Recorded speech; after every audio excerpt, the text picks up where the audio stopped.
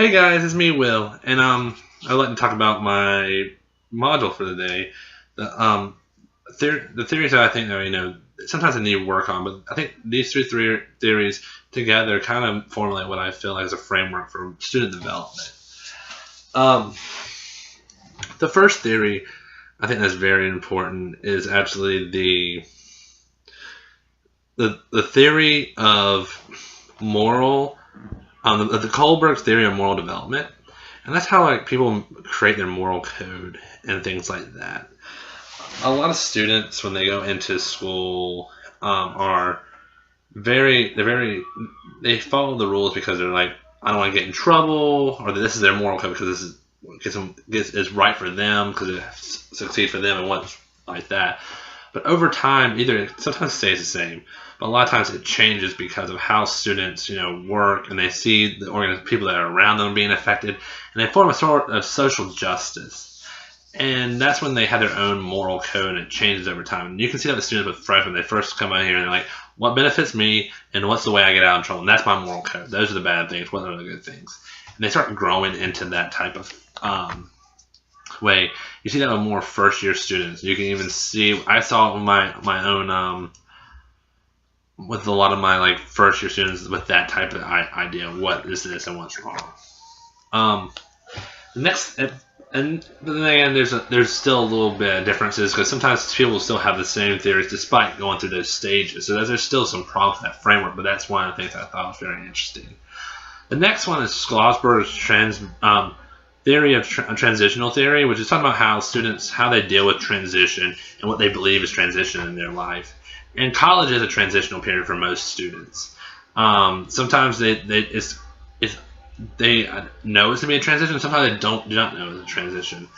The example I would use is actually my mentor program students. They're actually one of my first ones. She's a sophomore, but when she came as a freshman, she thought it would be just like high school, it would be just like home, the same old stuff.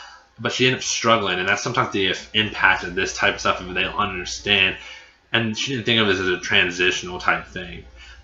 While there is transition is also going to be known for. For example, I was with my one-on-one with my RA today, and the transit they're used to the college. They've been in school for so long in their lives, and then they come then they go into he's about to go into work after December. He's graduating in December. It's very it's shocking for him. And he has to understand how that goes through and stuff, and it's just the way that people understand transitions and how students and stuff like that develop during the transitional period.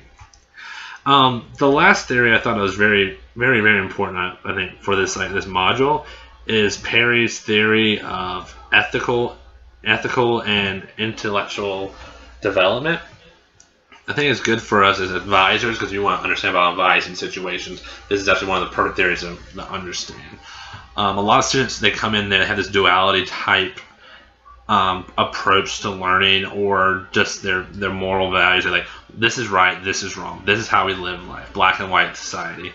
And there's always these gray areas. There's always these areas, and it's where it's multiplicity of what's going on, or a relative type of thinking. That there's different answers you can pull from left and right.